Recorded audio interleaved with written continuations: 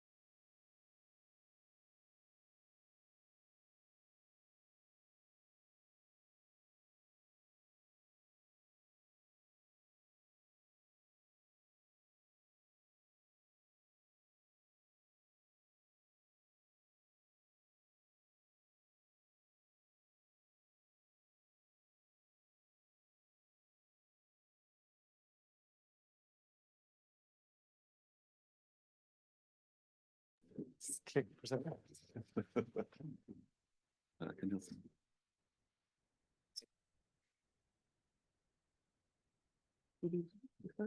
Okay. So hi everybody. Welcome to SOAS. We're normally used to having a bit more people, but I think Friday evening was not a very brilliant idea, Wayne. But but it's okay. The good news is it's being recorded, so you can all access it as much as you want after this.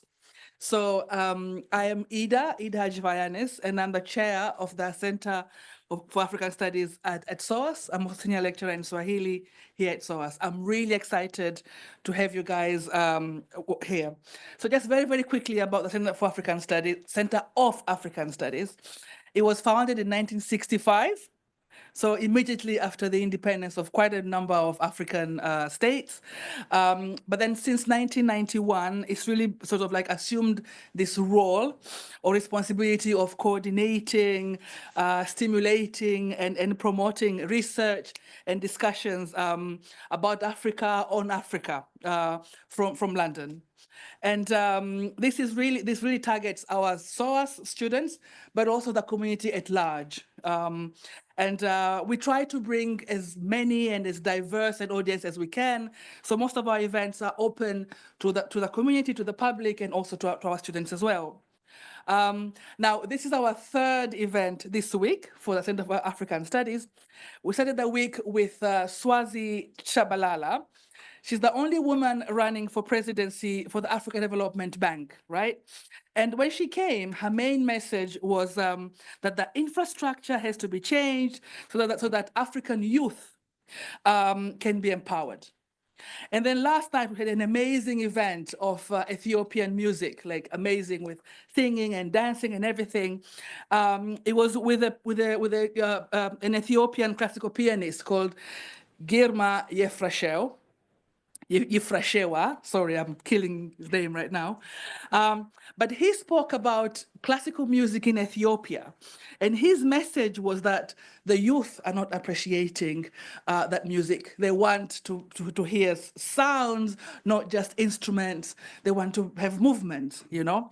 And right away, I was like, all our events this week are actually leading to today's event, because today we're going to explore, to understand, sort of like the aspirations and the concerns, the attitudes of the youth. And in a way, I wish maybe we could have had this presentation during all those events so that they could address sort of like, okay, the youth now. So that's about it. Now, what I was going to say is that, I mean, most of us probably asked ourselves, who are these youth? I'm sure we'll learn today. But the exciting thing would be most of us hopefully will feel 29, at least for an hour or so, which should be interesting.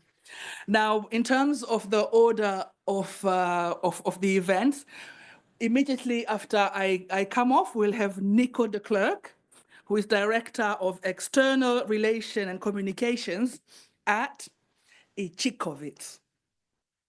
That is impressive. Well done. Very impressive. Family Foundation.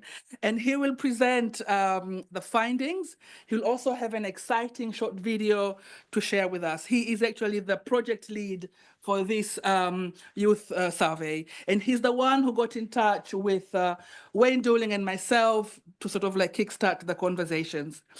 And then this will be followed by a fireside chat on the interpretations of the findings, and this will be with Ivar Ichikowitz, who is chairman of the Ichikowitz Family Foundation, and he will be in conversation with Professor Awino Okech. Now, Ivar Ichikowitz is a businessman, founder, and former executive chairman of Paramount Group. He's also an executive chairman of Trans Africa Capital and the Ichikowitz Family Foundation, which is actively involved in wildlife conservation of endangered species, especially the protection of Africa's rhinos and elephant population. When I saw this, I remembered I was in Tanzania during the summer with my kids. We went to Serengeti and Ngorongoro. We saw one elephant. And growing up in Tanzania, there were elephants as much as zebras. So this is a really amazing thing to read. So now he's been working on a docu-series as well on Winnie Mandela. So we can ask him about that later. I mean, that's a whole other thing. Our moderator today, Professor Awino Okech, is Professor of Feminist and Security Studies in the Department of Politics and International Studies at SOAS. She's a director of the Feminist Center for Racial Justice, which focuses on the majority world as geographies from which to build feminist imaginaries of race. Professor Okech's teaching and research sits at the nexus of gender, sexuality, conflict, and security studies. And before joining SOAS, Professor Okech worked for over a decade in the development sector. You can see I'm not from this country. Across sub-regions in Africa. Really supporting women's rights, organizations, local movements, and working at the intersection of gender and conflict. And the panelists today include Eva. See, I went to Eva already. Iva, who I've already introduced. And also Matteo Rizzo, Dr. Matteo Rizzo, Senior Lecturer in Development Studies. So he's the author of Taken for a Ride, Grounding Neoliberalism, Precarious Labor and Public Transport in an African Metropolis, which was published by Oxford University Press. His long-term research on the political economy of public transport was published by Oxford University Press. And since 2018, he's been researching digital capitalism, ride-hail apps, and their impact on labor through mixed method research of 3 cities, Dar es Salaam, Joburg, and Nairobi. And today, Matteo will be looking at Africa youth and employment and debunking the entrepreneurship pipe dream of the youth as job creator. Mikhail Woldu, Dr. Mikhail Woldu is a UKRI Future Leader Postdoctoral Research Fellow here at SOAS. So, and she specializes in African migration and diaspora studies, with particular focus on the experiences of African migrant communities in Europe. Her current research examines the concept of Pan-Africanism through the lens and experiences of second-generation Africans in the UK, people like my children.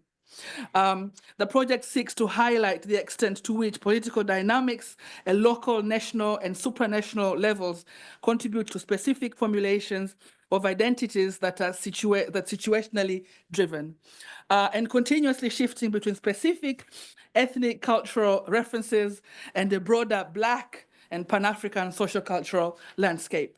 Today, she'll be talking about Pan-African frontiers, shaping the future African youth between diaspora and continent. You probably saw a second page and thought, is she gonna go on or will she stop? I'm stopping, I promise. You will hear who you came to listen very, very quickly. But before anything, if there will be a fire alarm, we have 2 exits that way, and we just come out and meet at the front, but there shouldn't be one. So we should enjoy the evening as much as we can. Once we are done, we'll have a lovely reception that we can enjoy and network and have a good time. Welcome once again. Nico, I welcome. Thank you.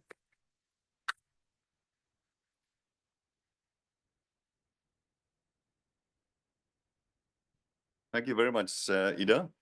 It's a great pleasure to be here at SOAS, to be here with Africa's future generation. I'm going to start with the easy part, which is to play a video. So let's see, does it work?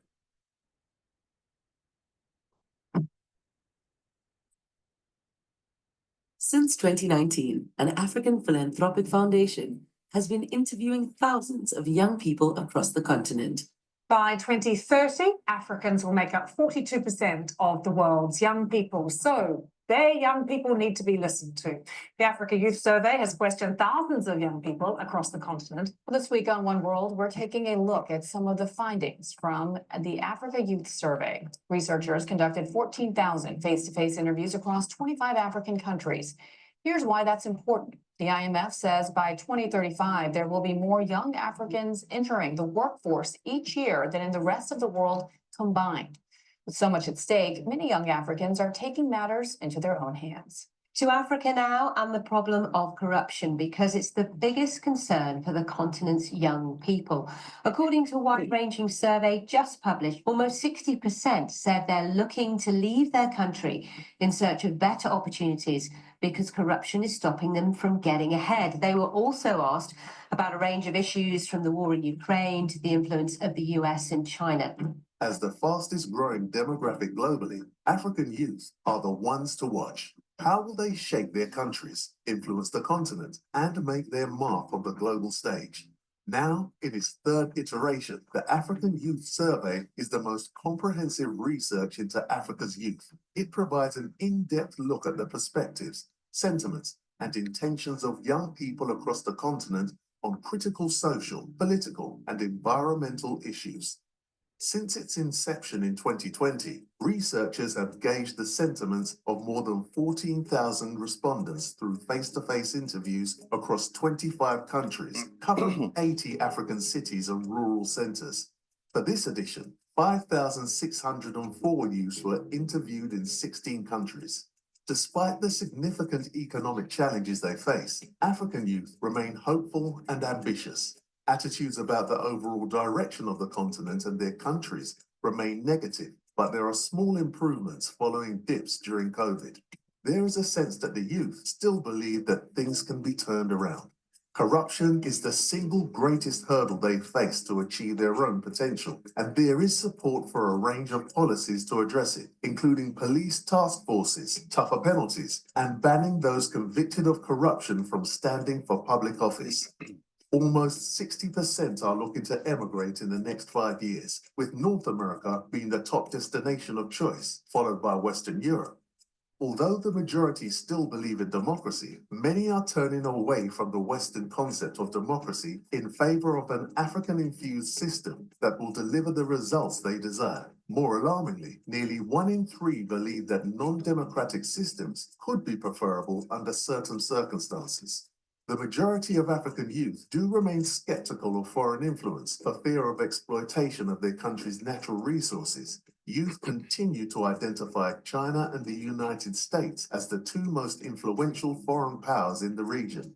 An increasing proportion view the impact of Russia's influence in their country negatively. The survey explored the impact of the Ukraine-Russia war on the continent, revealing that a majority of youth blames Western powers for the conflict.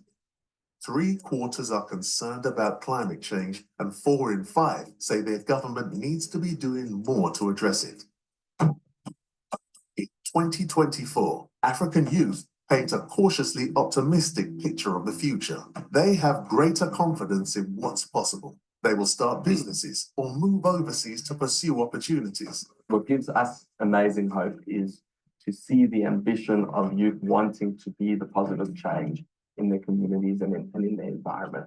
There is a very strong motivation amongst youth to go out and start businesses and to drive entrepreneurship. If there ever was a wake-up call to the West to say, invest in Africa, help create jobs, help keep Africans in Africa, it's now. I like the fact that they're not just thinking about jobs as the panacea to their problems. It's about creating opportunities for yourself and income. Absolutely. And as I say, the data that has come out of the 2024 survey is that our youth are optimistic and that they want to see positive change, and they want to see positive change now.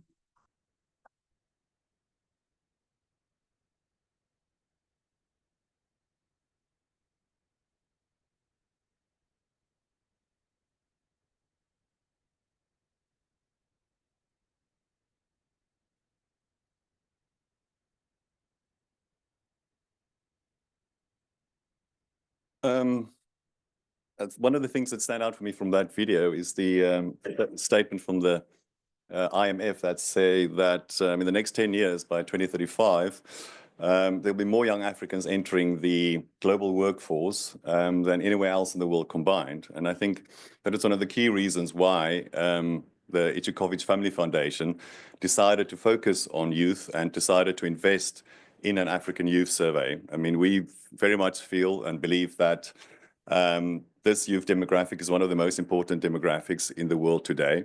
And it's critical for us to understand, their aspirations, their hopes, their fears and dreams for the future.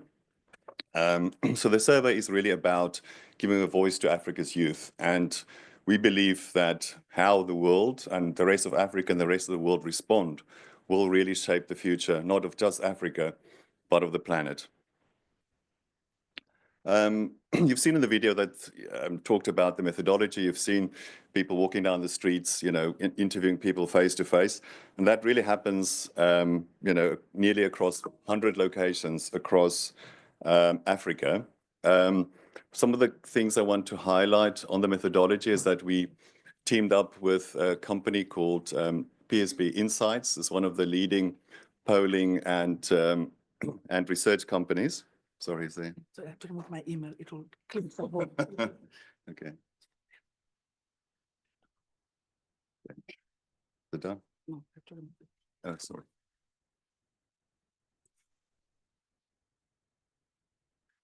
Don't help me. Let's go back to the. I'm really sorry, because it will click and destroy everything. Yeah, no, let's go back. What do you want to do? Go back to the page. Where's your email?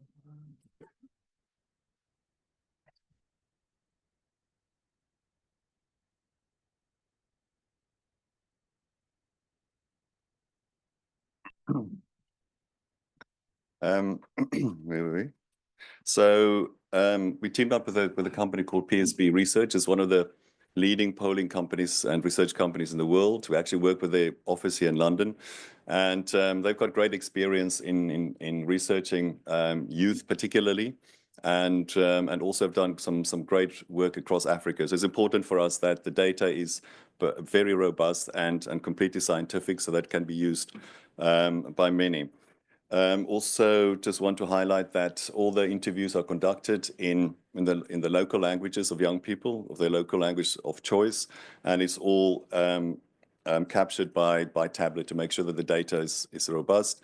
In terms of another point is that we survey 10 core countries every time that we do the survey, so that we can get the ability to track trends and make comparisons over time.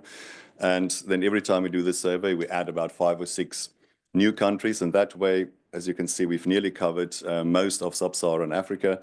And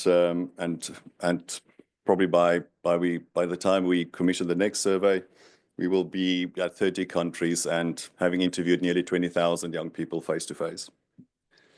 One of the key things that we identified in the 2020 survey was that there were quite high levels of Afro-optimism among young people. What do we mean with Afro-optimism? Young people told us that they were optimistic about the future, that they have the ability to shape their own future, that they feel that in the next few years their financial position will improve, and that they also know what they want to do, in their future life.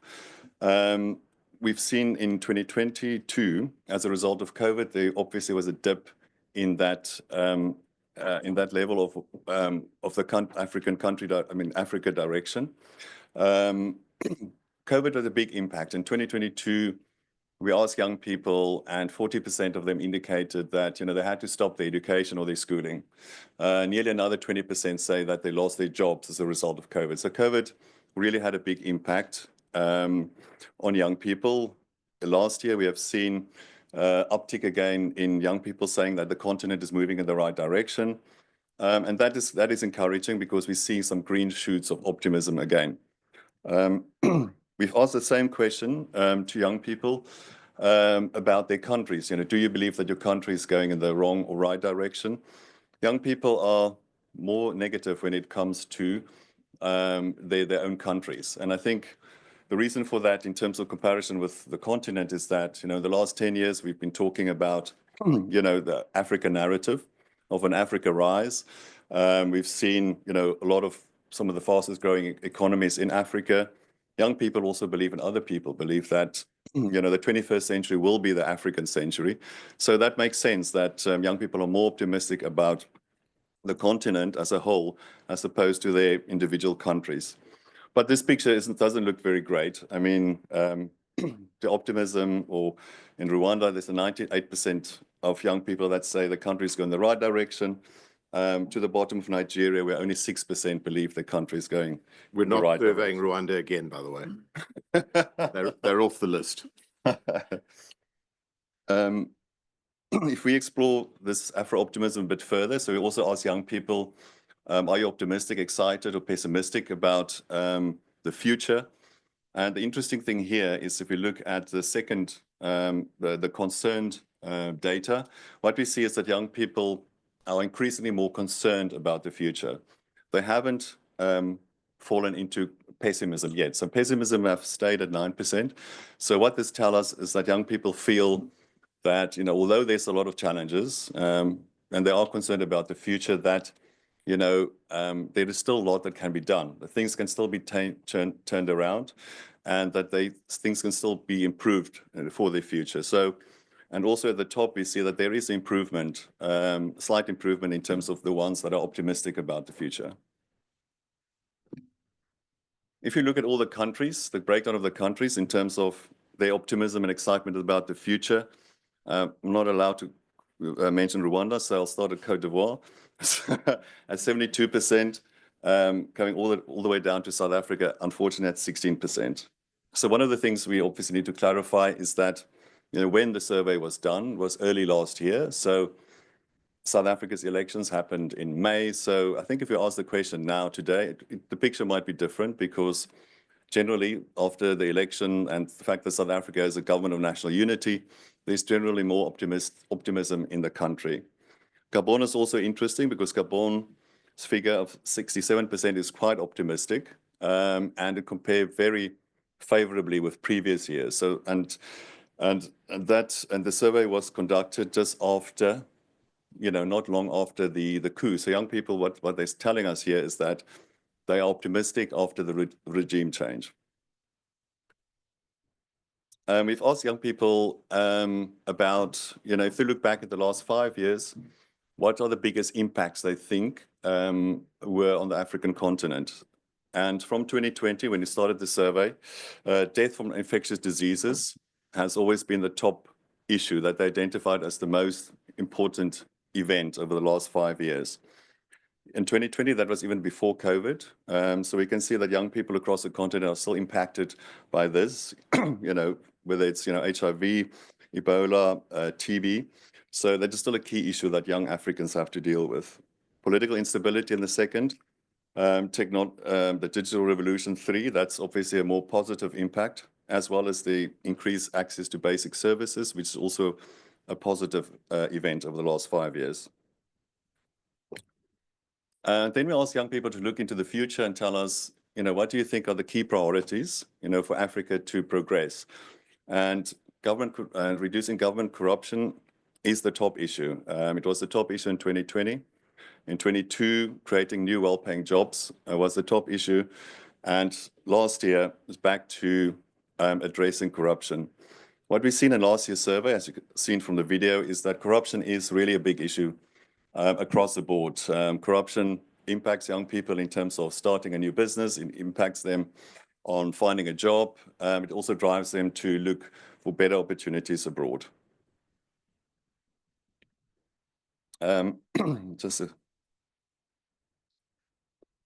We want to explore young people's perceptions about foreign powers on the continent.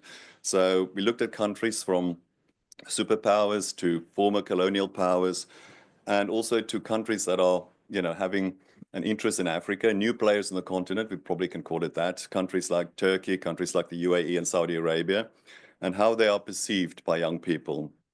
And the first question we ask young people is, how much influence do you think, these countries are having, in your country? And then second, we follow that up by asking, is that influence, is it positive or negative? So interesting, if you ask a general question to young people about foreign influence, then they're all very concerned about it. But if you then ask them about individual countries, then you'll see that actually they're fairly positive about all the individual countries. If you look at the US, for instance, in the green, They believe they have a 70% influence in their country, and that influence is 79% positive. And then you can see that across the board. Just thought it'll be interesting to see in terms of the bigger players on the continent, how they're performing over the last, three times that we've done the survey. And the US started very positive in 2020, but has certainly declined over time. Russia has been pretty much stable and run about the 40%. And then China overtaken the US in the 2020s in terms of their influence on the continent. So China is at the moment, the top influencer. And also, as you can see from here, China is also the top positive influencer on the continent. So young people believe China's influence is positive. The US has certainly declined a lot. Russia, again, remaining fairly stable, but quite a high percentage for Russia in terms of positive influence. If you look at Europe, so Europe is different from the previous slide in the sense that in Europe, things have declined. Certainly from 2020 for the European Union, from 72% to last year, 59%. So that's a significant decline. Also, the positivity level have also declined. If you look at France and the UK declined as well in terms of influence, but that positive influence very high, 80%. It's interesting from the UK, especially if you look at countries, former colonies like Kenya. Kenya would rate that influence over the 90% positive. So really interesting. France also declined over time. But again, if you look at France and only at the former colonies, then the picture changes dramatically. So the level of influence in former colonies would drop to the mid 40%. So France's influence being perceived as quite negative, the most negative actually. Sorry. Big surprise, right?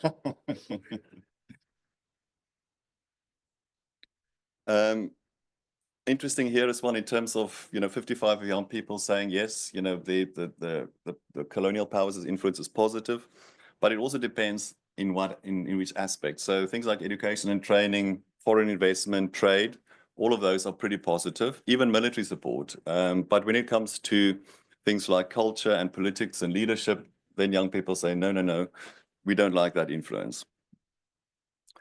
Russia, we saw this in the slide, and I think I just wanted to highlight it again. But because what is this telling us? If young people say that it's the US, the European Union, and NATO that's responsible for the invasion of Ukraine, and that only 23% think it's actually Russia, and 15% think it's actually Ukraine, and 68% say, well, the conflict could have been stopped, then really what this tells us is that the Russian narrative is really winning here.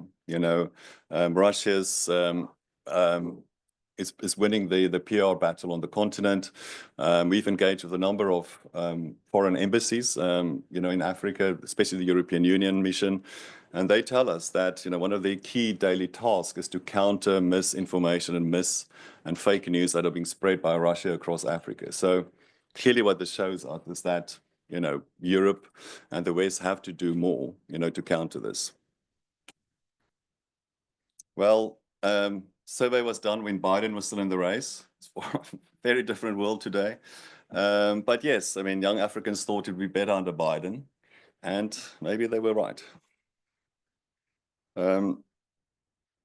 Democratic ambitions of young people, this is very interesting, and I think a lot of other people do research on this topic, where the young people still believe, in democracy. Obviously, democracy as a system is under pressure all around the world. And what this also shows us is that, there is a alarming increase in the number of young people that say, in certain circumstances, a non-democratic system could be preferable. And that's gone, so 1 in 3 young people today say that. So that is a lot.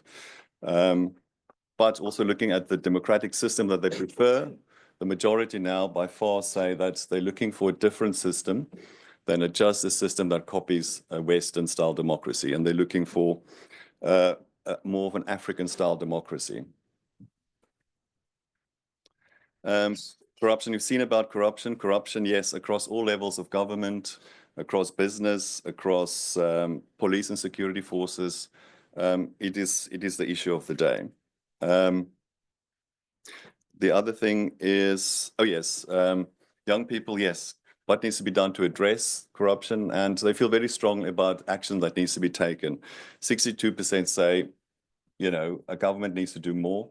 And this is actually the highest figure for any kind of government performance in terms of dissatisfaction. So across the board, young people are generally not, you know, a lot of issues, they are still happy with what the government are doing, but this is the biggest issue where they feel more needs to be done, whether it's, you know, introducing tougher penalties. You know, people shouldn't be allowed to run for office if they were corrupt. So that is positive in the sense that young people want to see that action.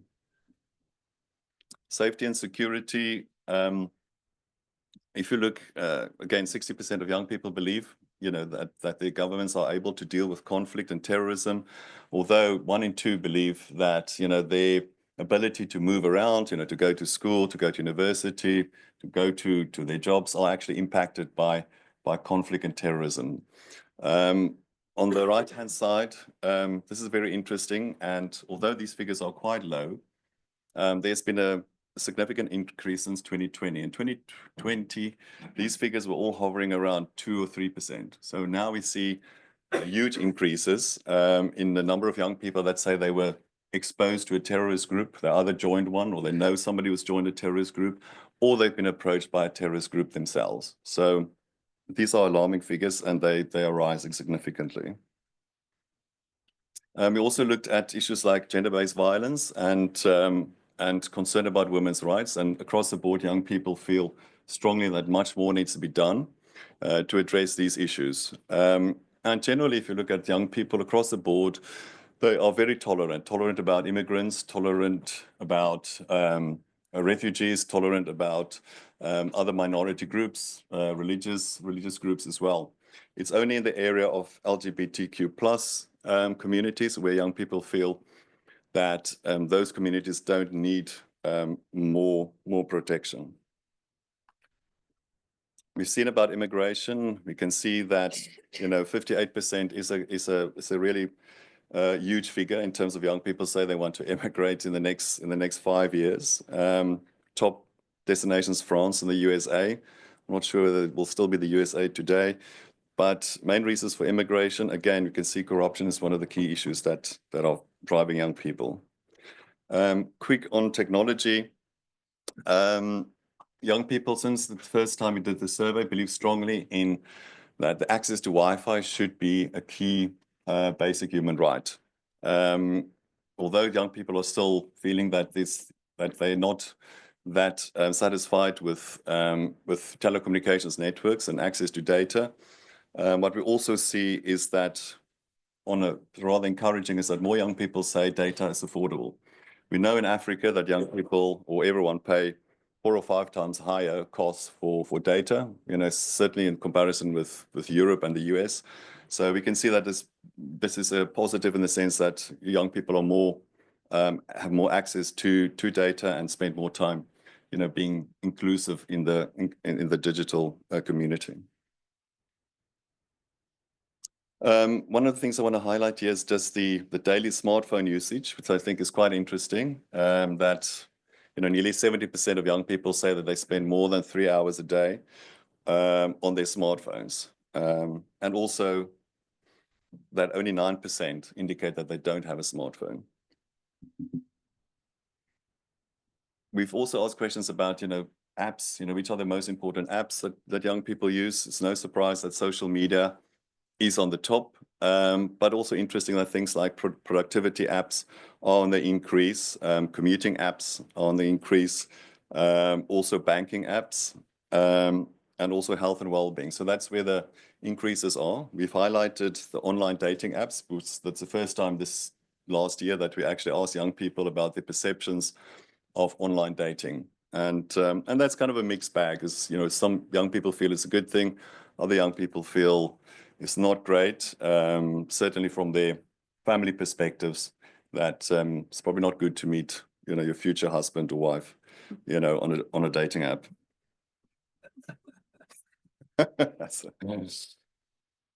News and media. Interesting here is that television has always been the top source of news for young people. And in the second place, it was always radio.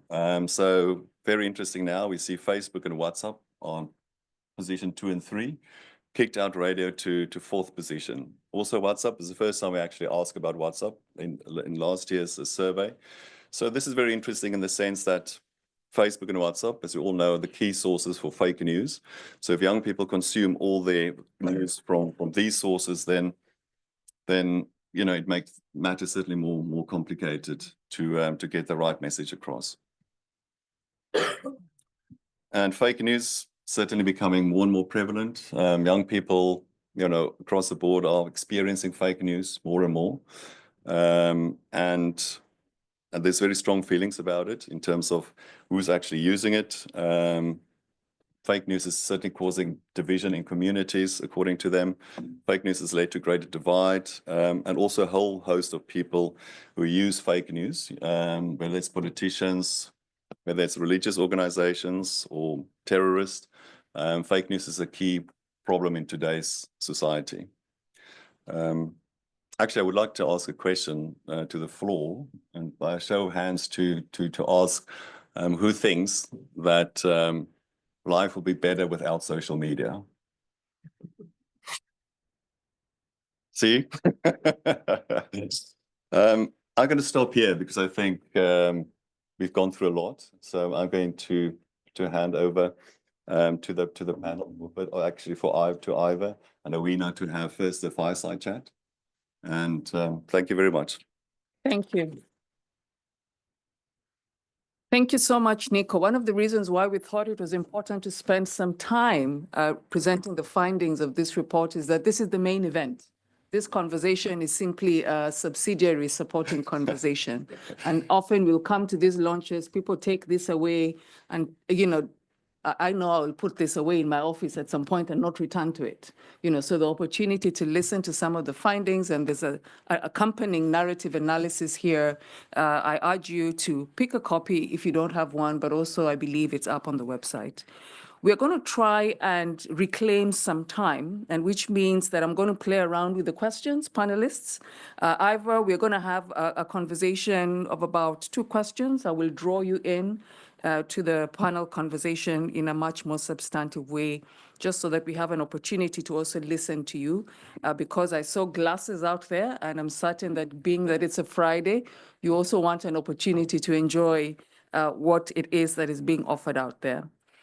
Now, I often believe that when you have a captive audience, you don't waste it. And so one of the first things that I wanted to ask you is to tell us a little bit about the Family Foundation, why it was set up, and why this has become one of your premier investments in relation to some of the work that you do. So I'm one of the privileged few who's worked all my life in Africa, and as a second generation African, having lived through the transformation process in South Africa and actually experienced the art of the possible, I carry a very rare commodity on my shoulder, which is insatiable Afro-optimism.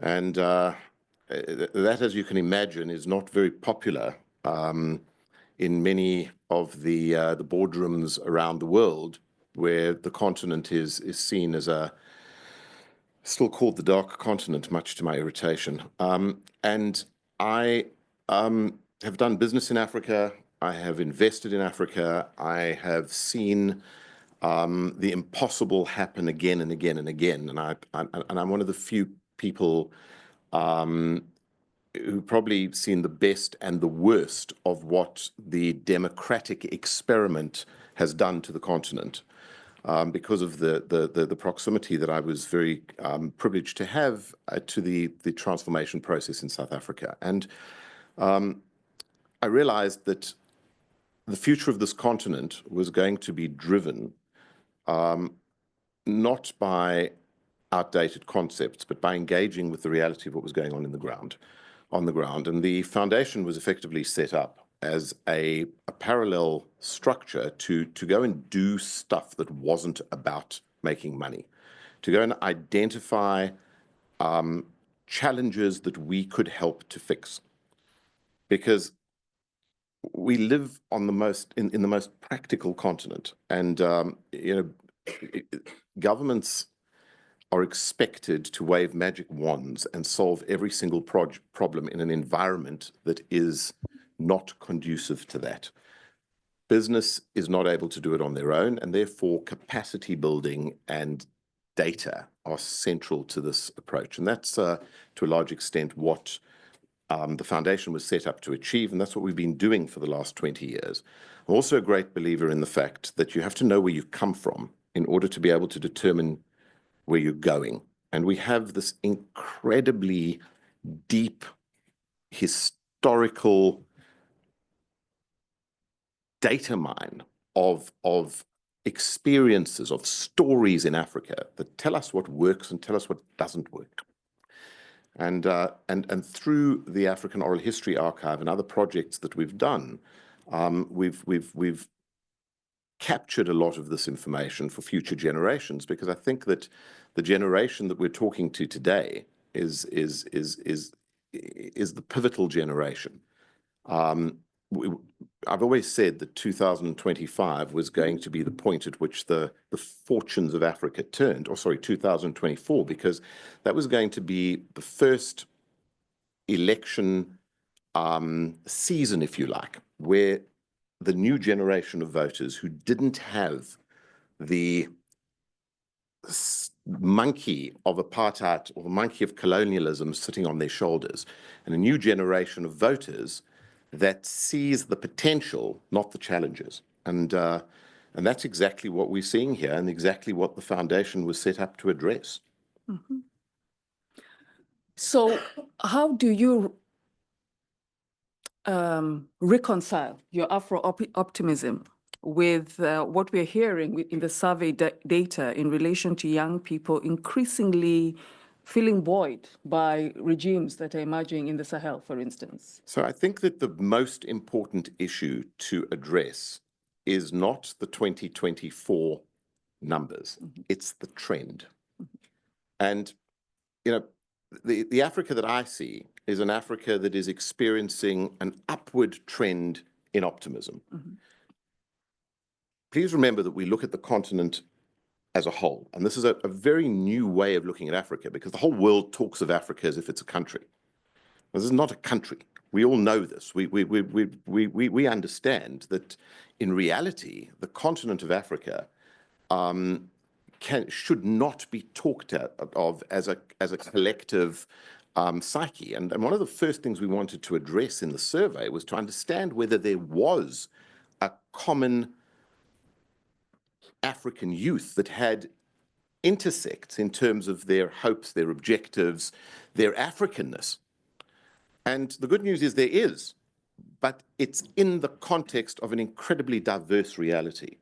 And I think that my optimism is driven not by the small increments between 2023 and 2024.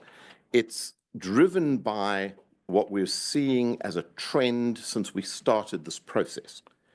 And albeit that there are new things that come up every year that are always interesting to watch, in general, the most important issue driving my optimism is that we're dealing with a generation of Africans who see their Africanness as their superpower. They no longer see their Africanness as the handicap that the colonial rhetoric tried to convince us that we had. And that's the starting point. When that becomes evident, and the science and the numbers prove that, then we've got a foundation to build from. Now we've got to go and keep incrementing the numbers, and also watch what's not working and go fix that stuff now. Because the other thing we're seeing on the continent, and we're seeing through the data, is that sentiment changes very, very quickly, which means that stuff can be fixed fast if you know about it and you can address it. Okay. You're a businessman, and Matteo, I'm teeing you up here, but let me let Ivor respond to this as well. You're a businessman.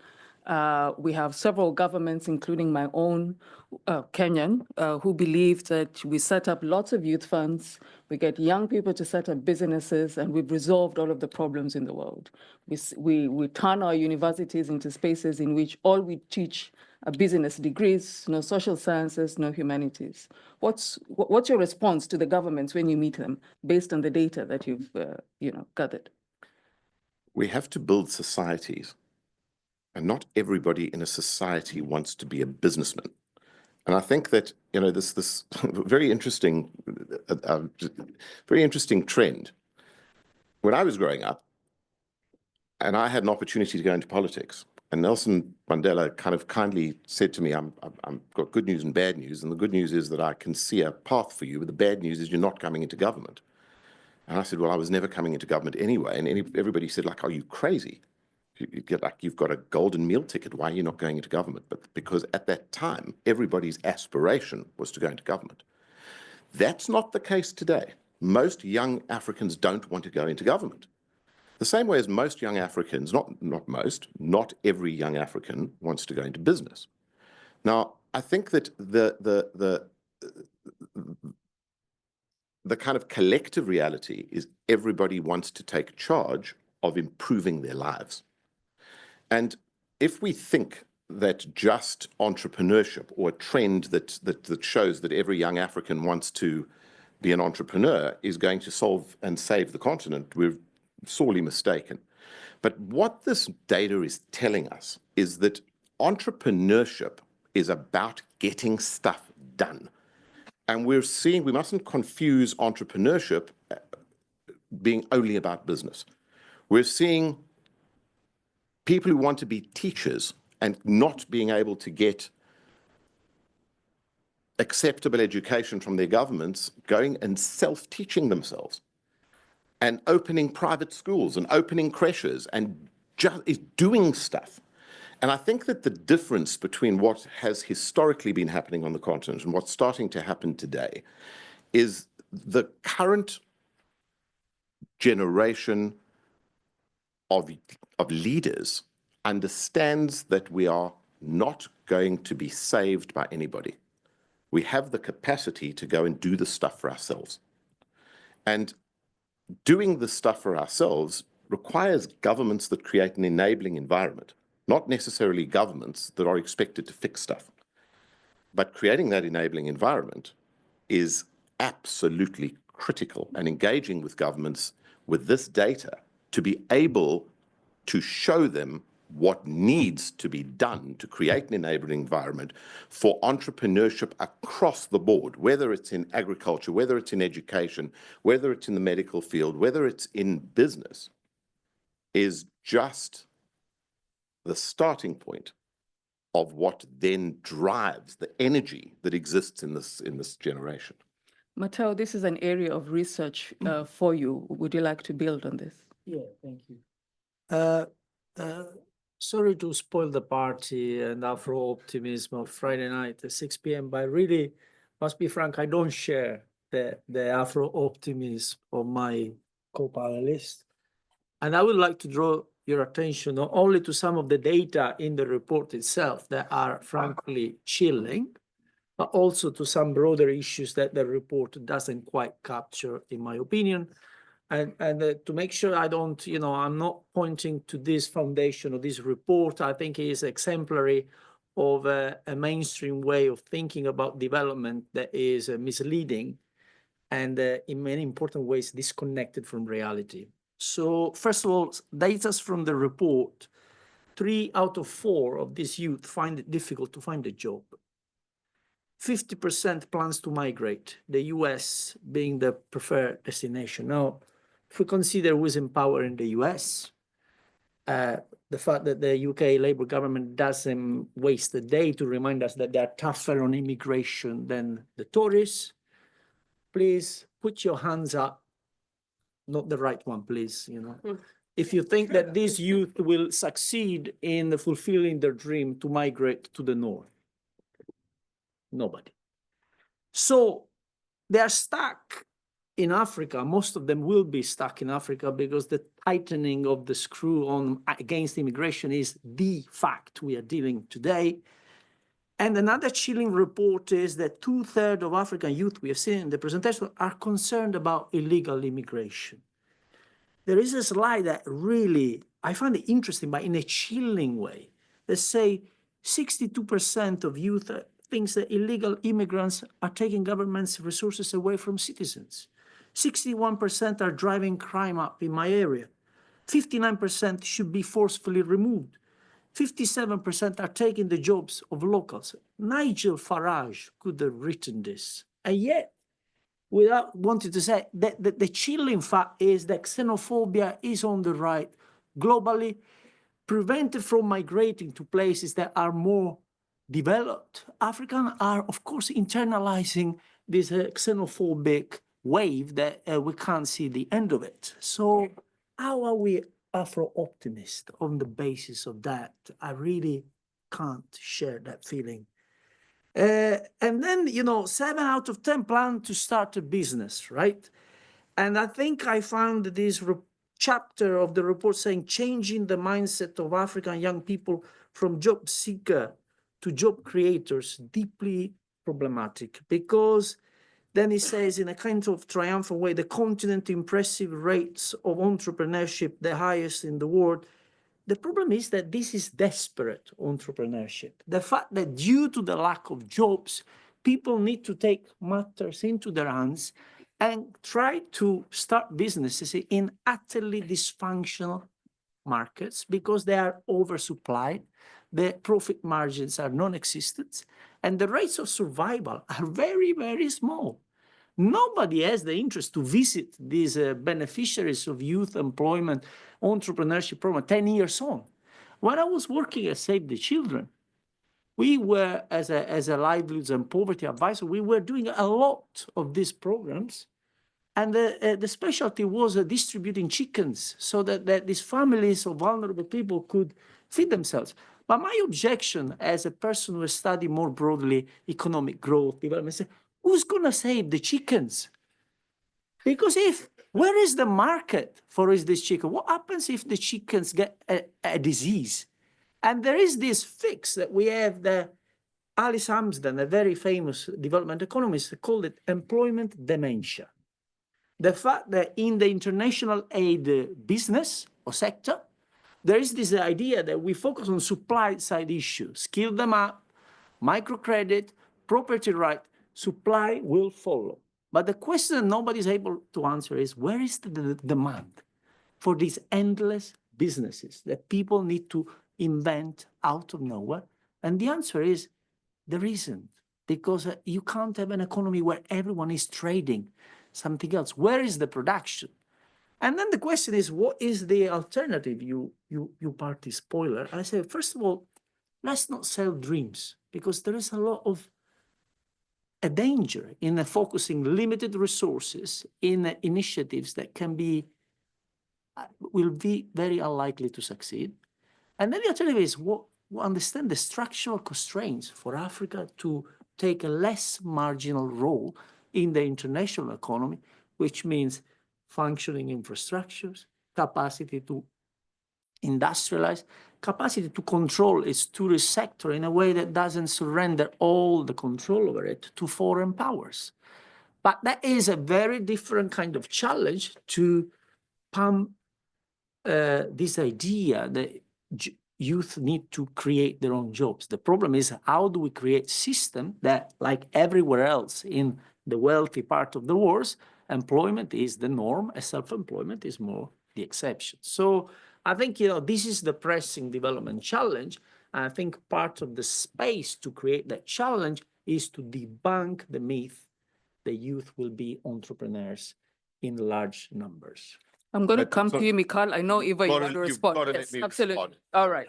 You asked me why we invest in the survey. You're the reason we invest in the survey, because the traditional view of Africa has always been that we're a hopeless case.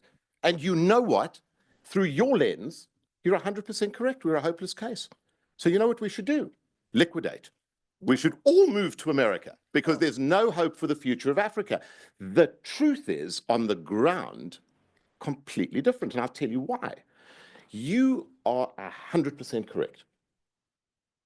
We've been handed a pretty terrible hand of cards,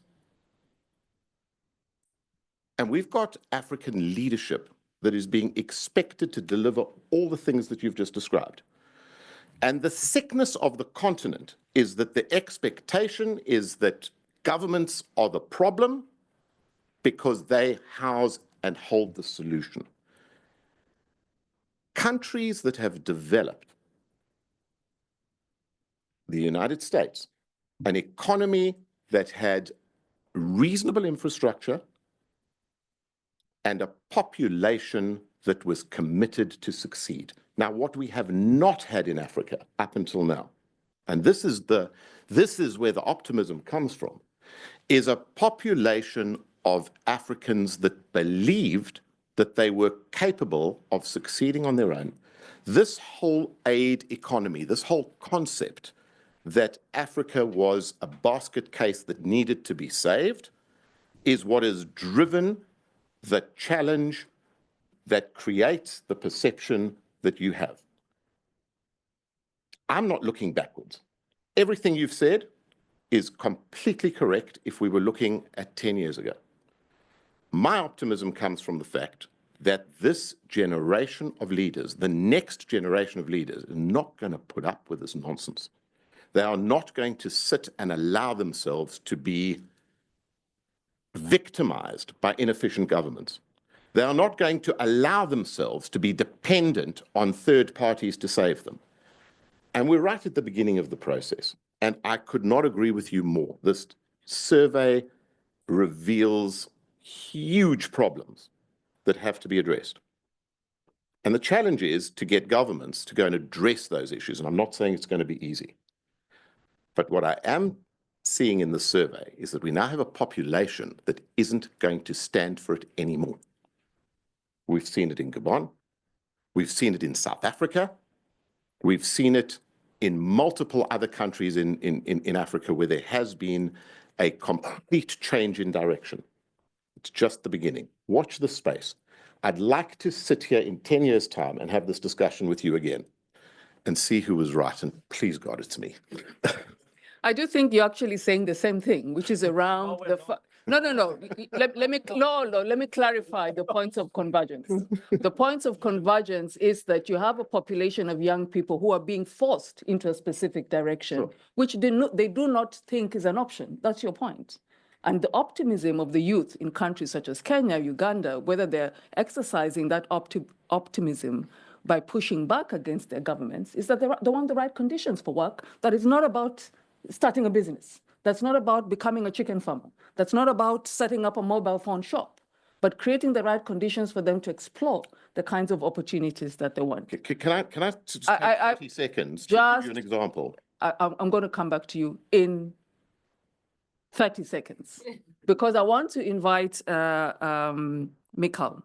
When Abiy took over in Ethiopia, one of the things that he was hailed for in those early days was the fact that he set up this entire diaspora unit, invited the whole range of Ethiopians who are out of the country to come back and invest. And I think you're familiar with the narrative about those of us in the diaspora contributing significantly to our countries through remittances, and that being another bastion of resources for the African continent. What is your own work in relation to the diaspora, Africans, and conversations in relation to optimism, or where we need to push our governments? What is it saying as you connect it to the survey report? Thank you for the question. You know, I actually just came back from fieldwork in Addis and Nairobi. And I bring this up because it kind of connects to both your perspective on like the current state of youth. And, you know, I was speaking to Ethiopians and you know, I get different perspectives. So some would say, oh my God, look at all the modernity. It's going to attract more development. It's going to attract more investment. It's hard now because Addis has changed even in the past year, but it's, you know, it's going to benefit us in the future. You speak to the next person and they'll say, this is terrible. Communities are being displaced. They're on the margins. They're not able to support their livelihoods. And those who were already in the margins are the ones who are paying for this development that supposedly is meant to benefit Ethiopia. And so I bring this example because, and my work looks specifically at diaspora and second generation. And I was there to look up why relocation was something that they considered, right? So there is a lot of emphasis, yes, diaspora sending remittances. Many seems to be excited about going to the continent and why we should all go to the continent, contribute to our homeland. But the reality is a bit more mixed. It's not linear. And there are a number of points that I would like to raise. Firstly, going back to the point of xenophobia, the issues and the challenges that migrants are facing in their host countries. So those who are sending remittances, they do so because they have no choice, right? So their family depend on them, their communities depend on them. It's not as a way to invest, as a livelihood issue, right? Then there are those who are able to relocate and build businesses and want to contribute. And they're a lot more excited about the opportunities of the continent, thinking in the future. So more aligned with your Afro optimism. In the sense, we all need to go there now because it's our job as diaspora to contribute in this way. But that is not necessarily unproblematic as an approach, because as much as people maybe have positive or good intention in the work that they do, there are also other, unwanted results from their presence in those spaces, including when I was in Accra, people were really struggling in terms of accessing services, like everything, we can't afford anything because the diaspora is here.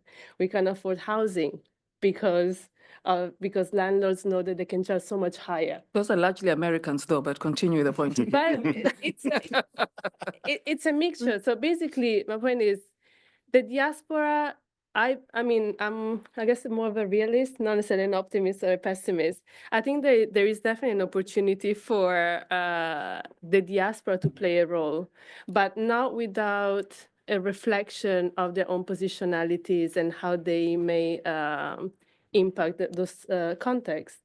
And going back to one of the conversations we were having before starting the panel, looking, for me, a big question is, how do we ensure that the diaspora and the continent are in conversation with each other in a way that kind of challenges those hierarchies of power, right? Where we're true collaborators and also we use the leverage that we may have in the diaspora, but not necessarily dictating how they may do it, and not necessarily coming, oh, I have the solution, let's do it this way. Because the solution are likely to come from the continent itself. But it was interesting to hear, for example, about the use of technology and social media. And I didn't raise my hand when you asked, why we would be in a better world if we didn't use it. It has its challenges, of course, but it's also an important mean for people to access each other's reality in a way that wasn't possible before. And in many ways, it kind of democratized the level of exchange, knowledge exchange that wasn't there before. So obviously there are regulation, fake news and all that, of course. But without that, I wouldn't know, for example, all the protests that happen in Kenya, right?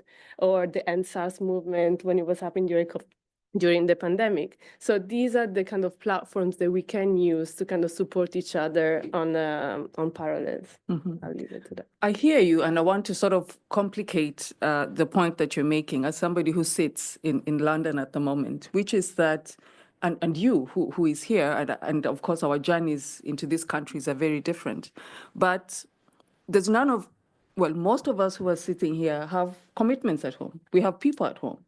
So we have an interest in the politics at home. And I often struggle with this idea of, well, you live in London, don't talk. And I'm like, no, but what happens in that country matters to me because that's where I go back to. When this London story ends, that is the place that I will go back to. So how that place looks like and what happens to the government of the day and the region matters to me.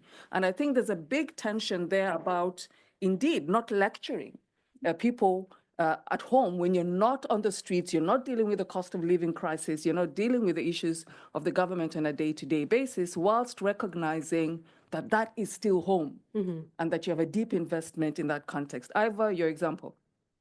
So I think just two quick observations.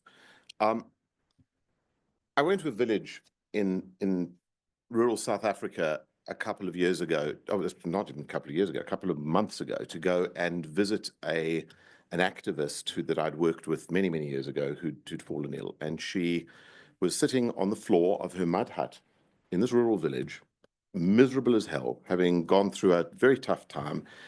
And I sat down next to her and I said, "Mama, how are you?" And she said, "I'm so disappointed. Our struggle was for nothing. My reality hasn't changed. Things were better before the ANC that I fought for. Look, I haven't even been given a house." And I said, "But Mama, did you go and apply for a house?" She said, "No, I'm waiting for government to come and give me the house. They've forgotten me." I walked next door to meet her daughter, who is all of 19 years old, and she had built her own house. She had no income, but she had gone and put together a design, which she'd put on a piece of paper. She'd gone onto the internet and she had found the resources to be able to go and get the village to help her build a house. And her mother was waiting to be saved. And her daughter had said, "I'm not going to wait to be saved because nobody's going to save me. I'm going to do this for myself." If we just keep that story in mind, you will then understand why we can fix all the things that you've just described, because the governments that have leveraged on my old friend sitting on the floor of her mud hut and taken advantage of her are not going to be able to do that with her daughter. Now, in the context of the diaspora, the key to the future of Africa actually sits in the diaspora. Why? Because if we listen to your narrative, and by the way, you're not in the minority. Your narrative is the narrative that every single first world investor has in their minds about Africa. Why? Because that's the Africa that they want to know and understand. The continent is uninvestable.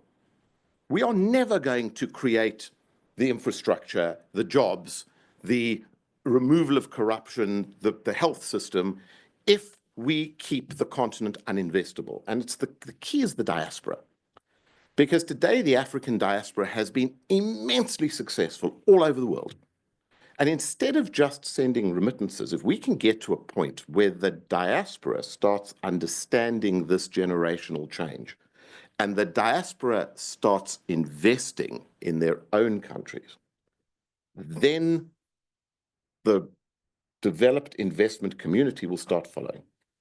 And I think that part of our job as a collective is to go and communicate the good news stories, highlight the challenges, and find practical solutions so that the continent becomes investable and we get to a point where these problems are not just problems that are unsolvable, but problems that are a positive challenge to solve. It's the glass half full or half empty approach. Absolutely, Ivor. And I'm more than happy to invest in Kenya so long as Ruto stops killing protesters who are asking for better governance. Matteo, do you want Make to sure respond to Ruto this? doesn't come back into government and you're going to be fine. Look at South Africa. But it took 3 elections to get to that point. We do want to use the South Africa example, you sure? No, Matteo. I think, this is one thing I want to say is like, if one looks at South Africa, the heroic struggle against the racial rule, apartheid, and look at what has happened 30 years on in terms of redistribution of wealth, you want to cry. It's a catastrophe, I agree. It's a catastrophe. So to then come and spin the importance of changing the mindset. No, the problem is, here that the land and the wealth, the redistribution has not changed. Again, let's not romanticize protest. It is important, it's fundamental, it's a signal of distress. But look back just at the Arab Spring. Where is Egypt now? So it's easy, relatively, to come and you risk your life and you protest, you topple the dictator. To change and replace with what? We are seeing how difficult it is. So let's again not romanticize how important as a future of a different balance of power is this desperate, again, expression of distress about what's going on in the world.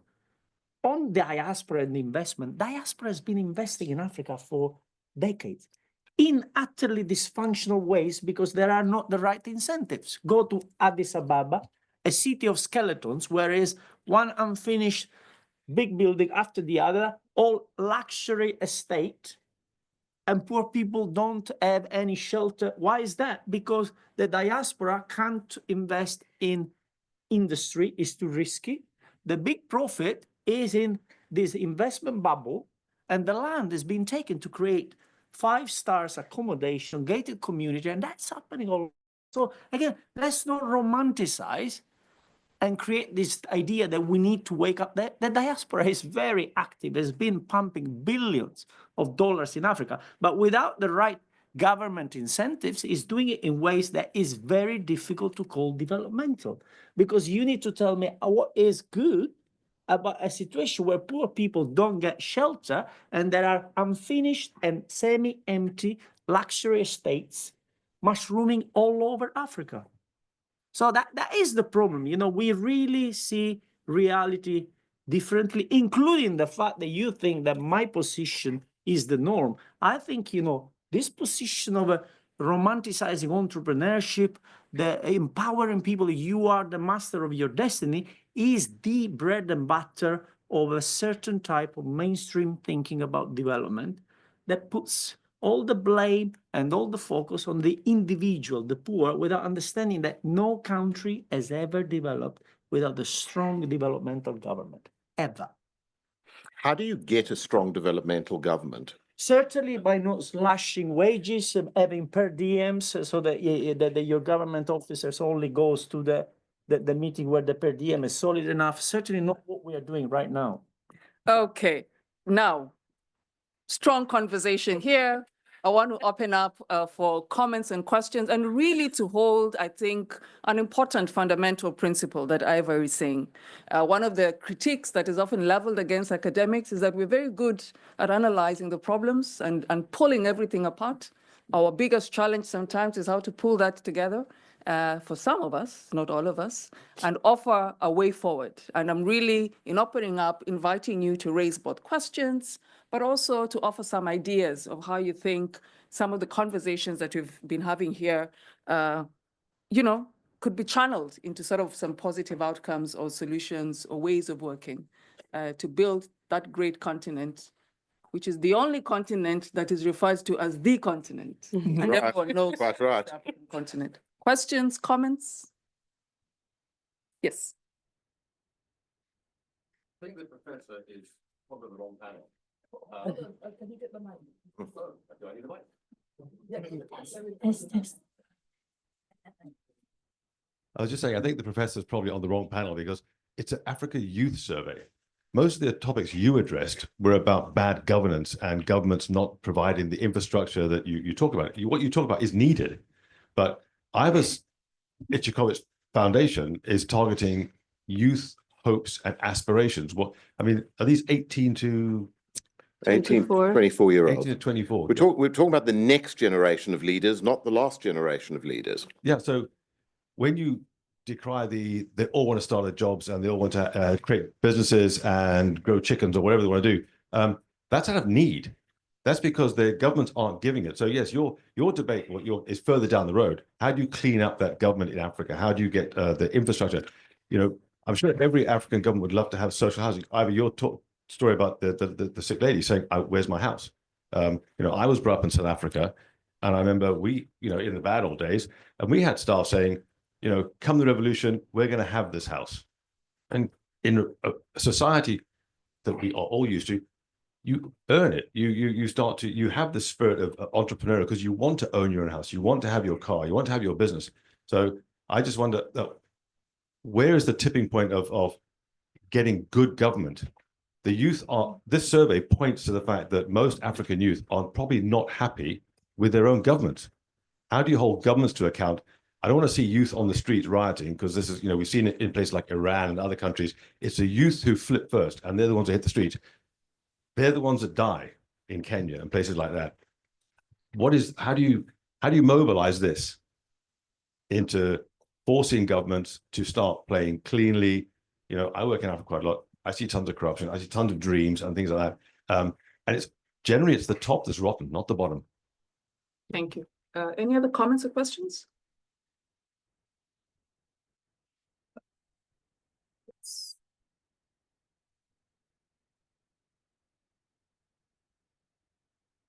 Thank you very much. Really, really interesting discussion. It's nice to see a lively exchange in the front.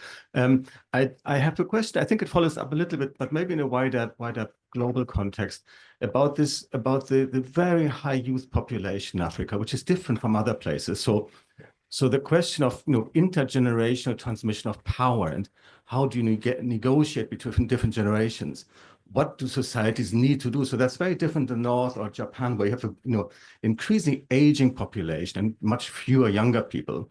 So there, the distribution question plays out very differently. And what I thought was interesting about the report is, and we've known that, but to see how different the demographic is, particularly in Africa, and I wonder what the implications for that are, because some of the problems I think you guys have been discussing is also about, well, how what is the next government going to look like, and how does that play out in terms of what they represent, which is very different in the North or Japan or China, which looks very different as well. Too many African places. So I was curious what you make of that dynamics. Thanks, Lutz. There's a hand next to you. Thank you so much. I'm from Kenya. I think it's very important to mention this because when I'm Black like this, I'm always known to be from Africa. And by the way, I love the video. The introduction video was quite good, quite positive, giving good images about Africa, not very destitute images about Africa. Thank you so much. My question is, your choice of the 25 countries, we have 54 nations in Africa. I don't know why you went for the 25 countries. What are the reasons? And do they really represent the entire Africa? And again, in a survey, I saw the influences from the West. It looked about the scramble for Africa that is ongoing, right? Like the US and this and that. And did you include maybe in your survey about what influences that we have from abroad does to Africa, negatively, all these different forces, and how can we do away with it? The imperialism, the capitalism that is ongoing in Africa. And again, the youths in TJ, transitional justice, right now, as we see DRC, we have South Sudan and other spots by war. What are the roles of these youths to bring about peace in their nations? How can they be included in the peacemaking process? And maybe one thing that is very inspiring is the Gen Z movement in Kenya last year. We're having a youth that is well-informed, who are, desiring and hungry for good leadership, and they know what ought to be done. And I think it's a good example for all of us. Like, wherever we are, we should be activists, like to champion for good leadership wherever we are. Thank you so much. There's a hand at the back, and then the gentleman here at the front. And then I'll invite the panel to just offer their final reflection. Thank you. I really want to know why there was questioning on terrorism in that country. Like, what was the premise of that? Why did you ask that? And how did you define terrorism when it comes to the African continent? And then another thing we joke about is that in Africa, almost everybody is a business person. Even in high school or in the university, you already are selling clothes and whatnot. And so that, we are optimistic, in that way, because we already have business ideas. But how do you fit that into your Afro optimism? Because I particularly liked what you said at the very end, where the burden is placed on the individual to change the system, even when you have Afro-optimism. How exactly are you spinning that around, that we go and talk to the governments to change their mindsets? And particularly when you're talking about Kenya, because I'm from Kenya, the Gen Z protest was beautiful way, not romanticizing it, but a beautiful way of the generation saying, you know what, we have seen what has been happening, and we are trying to take back the power, however that implies. However, we're still working within a system. And I would appreciate if we move respectfully from single issue politics to look at the different intersectionalities that play in these countries. Sorry, I'm going to step into teacher mode. What's the question behind the question on terrorism? Yes. So in the African Youth Survey, oh, my head. Okay. My bad. One, was it necessary? Two, what was your definition of terrorism? Was it in relation to conflict? How does it fit into this idea of the African Youth Survey?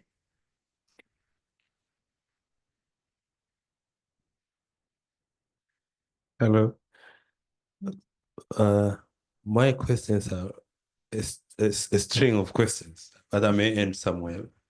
Number one, congratulations for a very good research that is quite valuable for a responsible government, for an intelligent investor, and for a business person who wants to see success of a business in a place where they operate. One thing I should tell the researcher is Mateo's feedback should also be taken as part of the feedback. He does present an important reality on the ground that has to be taken into consideration. That's looking at the research. I would say like this is a fact. It's a fact about what is going on there, on the ground. There are two other aspects about the research. There is a philosophy of what we take from it. I would take optimism as a philosophy, which I quite believe in it, but this is my take. The cautious optimism that Mateo presents is also a key variable, because going back 50 or 60 years ago, when Africa was fighting for independence, I think we failed to be realistic about how we are going to use the resources we are trying to take. So looking down the line, you understand there was a mistake somewhere. Yes, we wanted independence. Yes, it's important, and it was ours. But else, the game was not ending at getting it. Actually, that was the beginning of the war. So it's also a very important variable. Looking at the data about maybe how many wants to go, and assuming that they succeed in what they say, like they want to immigrate to other country, you realize that the implementers of the dream may not be in Africa when the time comes. So if 59% are thinking about going to the United States, it may not be simultaneously true that they want to bring what they want or what they say they want for their country. So what I would say is an important research that also brings me to a question now that being discussed here. This is an important place to discuss this research, but that which is still very very small for a realist. You call yourself a realist. This is a report that must be discussed maybe in every of those countries that you did research, so that governments own this research, where youth should also get the energy of or should be inspired. Like you have understood, you know what you want, and you have the energy to get it done. But also they should be warned. Governments should be warned, as Mateo said, that we can't all be entrepreneurs, and there are multiple definitions of entrepreneurship. you may think that's what you are, that's entrepreneurship, you independence, you financial independence, but we know there is a certain ratio where we can't have all of them, all of us doing that. So even though I may not be clear about the question, I should just wind up by saying there are aspects of the research that may need more energy, more time, and a wider platform for discussion, so that the results, the wonderful results of the research can be implemented by stakeholders, including African governments, that you can see. You can get the echoes of frustration about these governments, which this should be an important thing, for a tool for their work. Thank you. The very, very final one here. Thank you. My name is Germa. I do BA Anthropology and African Black Diaspora. I'm gonna put on my anthropology hat. From your positionality is what I'm asking about. Done a little bit of looking up regarding, your background as someone that has capitalized in the defense industry. The benefits of conducting this survey, how do they accrue to yourself?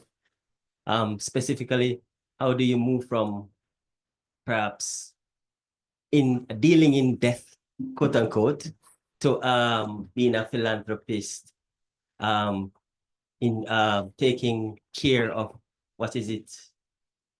animal sanctuaries and stuff like that.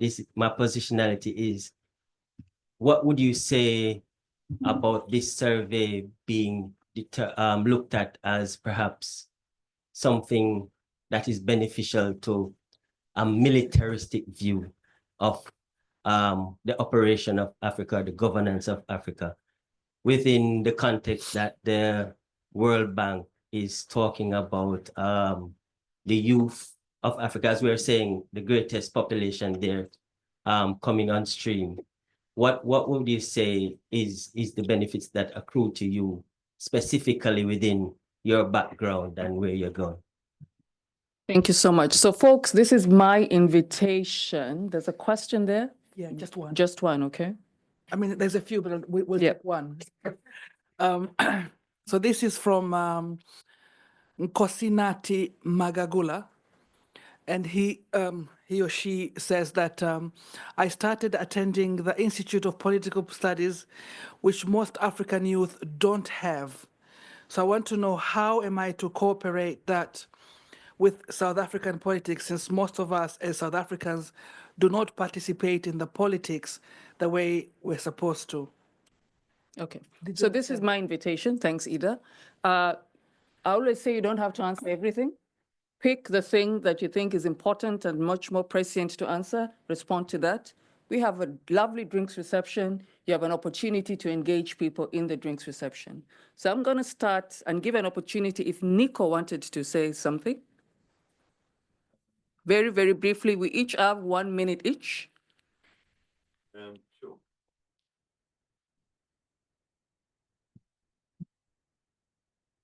No, just wanted to clarify one thing. The one question about terrorism.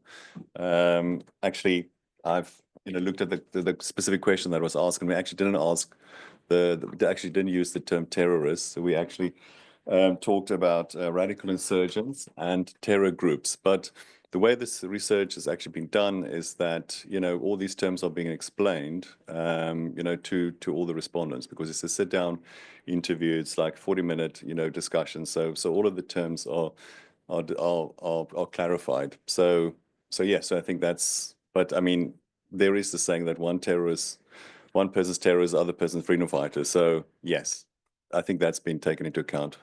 And do you want to clarify the 10 core countries each year? You had 5. Yes. Oh, yes. I mean, originally, our focus is on sub-Saharan Africa. So we selected 10 core countries that we obviously repeat all the time.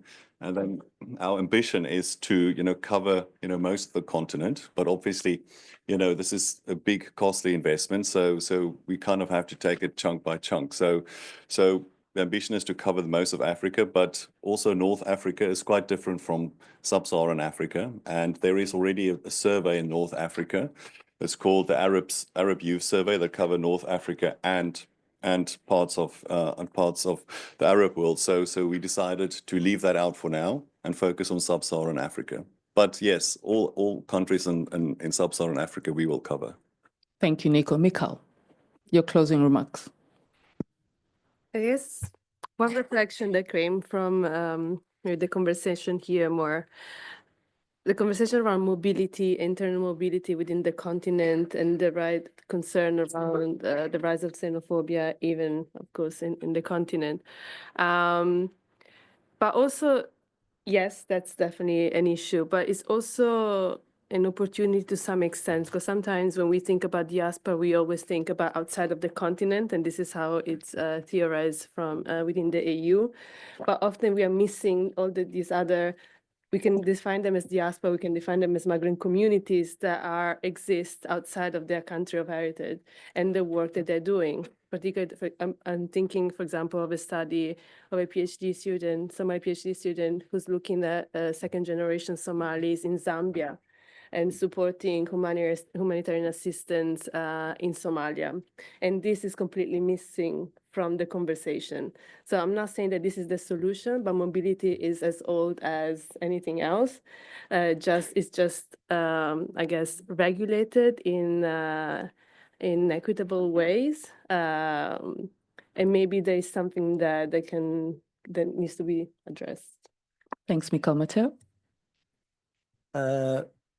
I think of the many questions we can continue in the reception, the question that I'm at the wrong panel.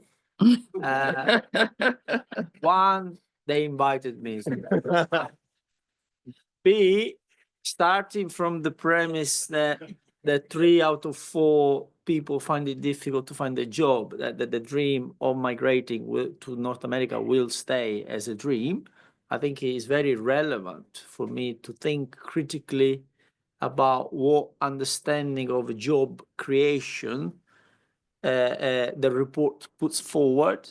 And in my humble opinion, there's something problematic about this shift from a job creation, which is a massive and complex development challenge, to the youth as masters of their own fate, because for me, it is a pipe dream. So that's the link. You know, the 18, 24-year-old, once they leave school, what do? They will be improvising small-scale enterprises, and there is a story to be told about how unsuccessful these programs are at scale.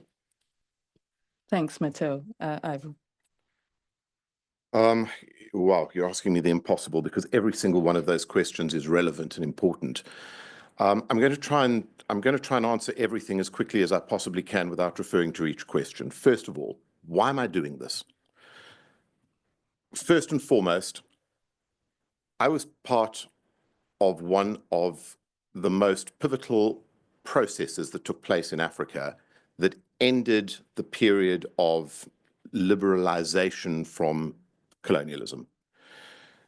I was in a team in the information department in the African National Congress that wrote a slogan that said, "Vote ANC. We will give you a house, we will give you a job, and we will ensure your prosperity." That's what we told the South Africans 30 years ago. Nobody, not even Nelson Mandela with a magic wand, could have delivered that. And you know what the problem is? We had an entire generation of people who believed that that was going to be the salvation for the continent. That generation, sadly, was very disappointed.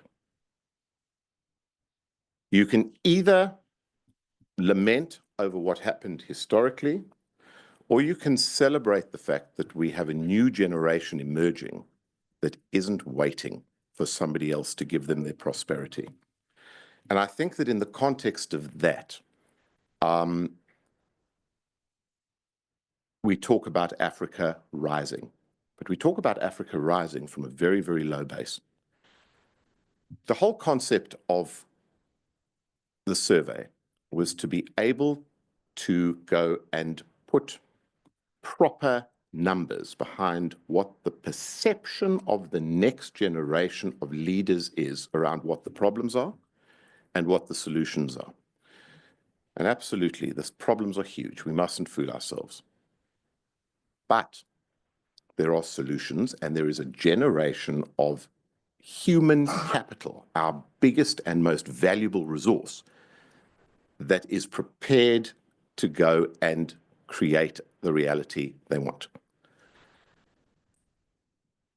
I'm invested in 30 sectors in Africa. Yes, the defense industry is one of them. And it's probably what I'm best known for, because there's this perception that democracies preserve themselves. And the truth is that one of the biggest challenges in Africa is that it is exploited. The past reality that you describe is being exploited by terrorist organizations to recruit for nefarious activities around the world. Warlords controlling vast resources, which result in massive conflicts that destabilize populations, which make the continent impossible to invest in. The reality of democracy around the world is, if you don't defend those democracies, they don't survive. I was never meant to be in the defense industry. I never went to the army. I'm not a great believer in conflict as a result, as a way to achieve an outcome.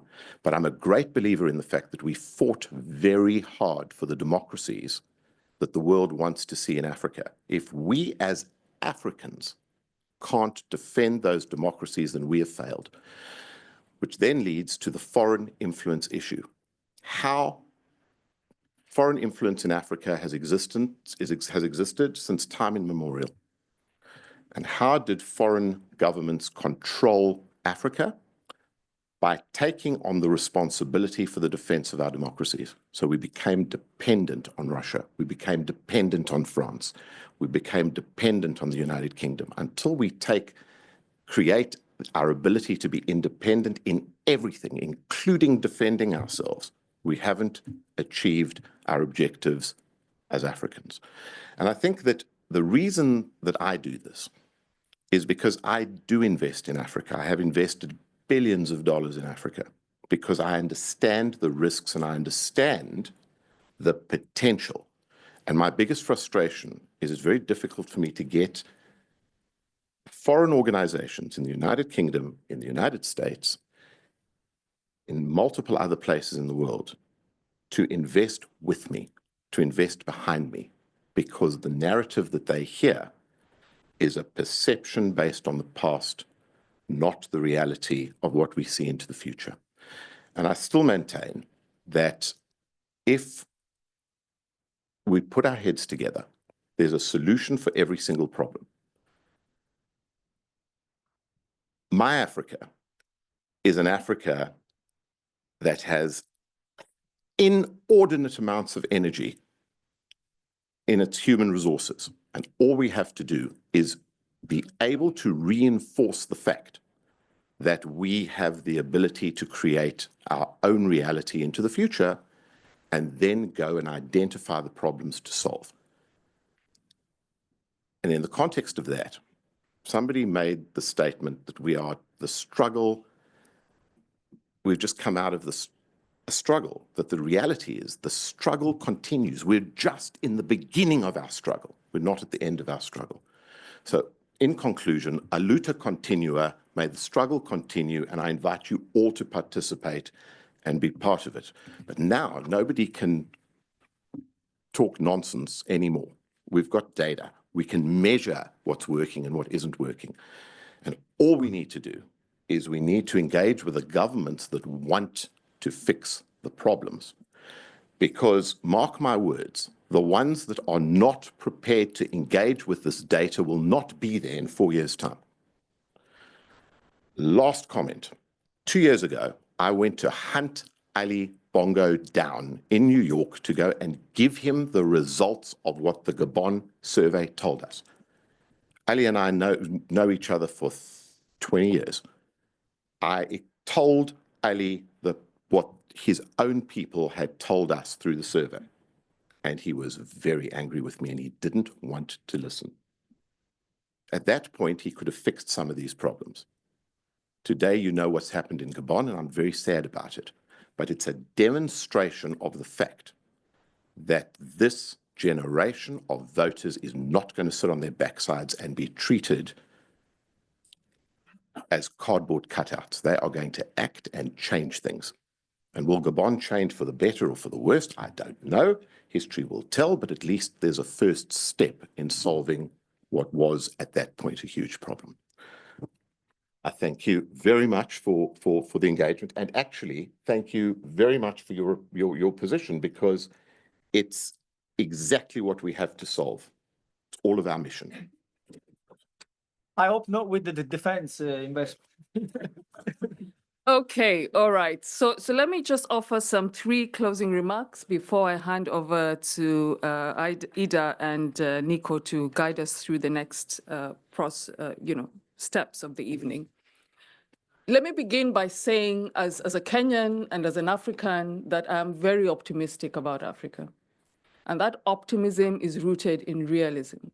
I think there's often this fallacy that when you speak negatively, which is critically, and ask questions about the countries that you come from, you're not being a good African. Actually, you are, because you're recognizing where the challenges are, you're recognizing where the opportunities are for us to do better.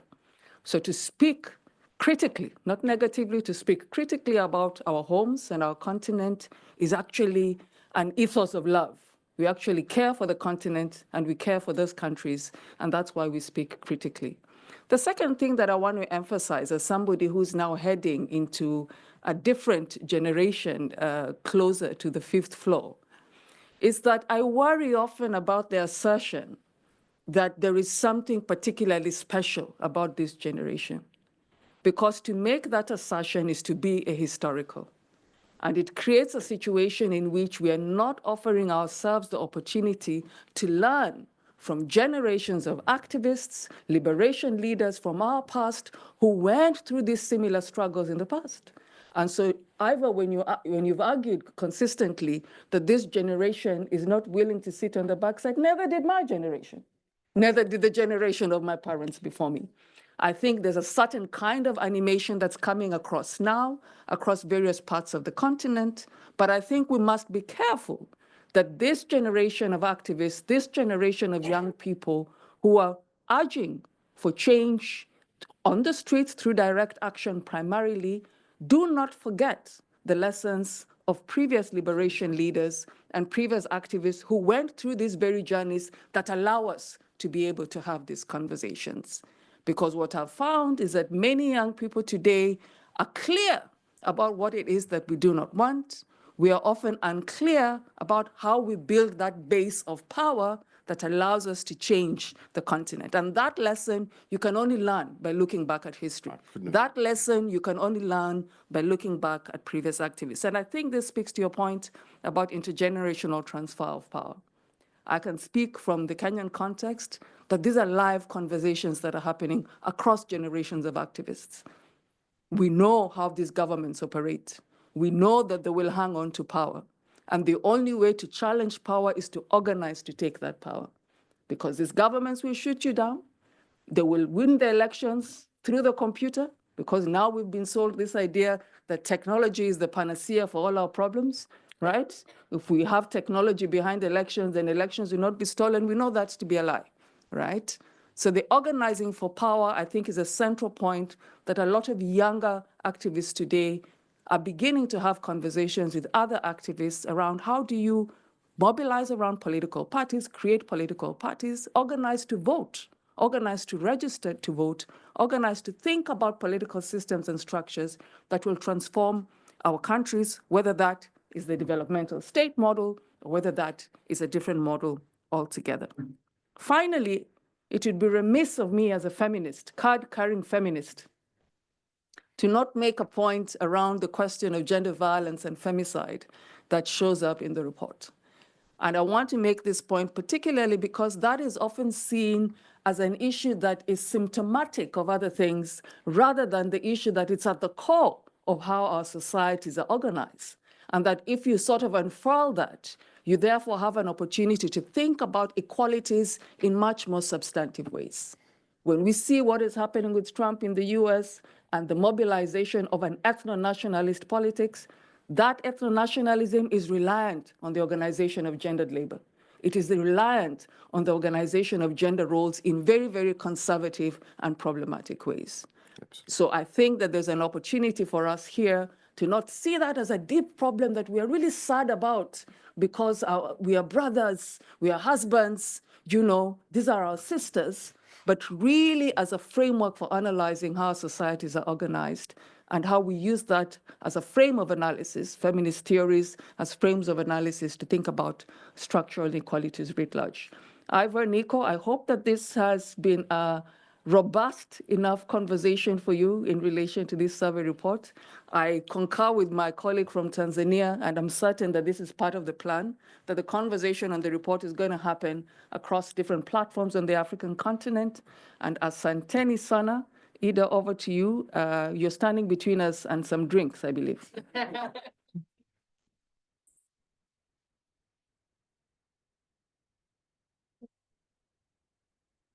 Yeah, so Nico and I have another speech for you guys. No, just to say thank you so much, everybody, for this discussion. I am so happy that we invited all of you today to come and you've given us different perspectives on the youth of Africa. I felt youthful today. Thank you very much for that. Nico. Just want to say thank you, everyone, for coming, and please join us for a drink and a canapé outside. Thank you. Yes, thank you. Thank you. That was really an interesting discussion, and thank you, because the perspective is exactly what needs to be debated.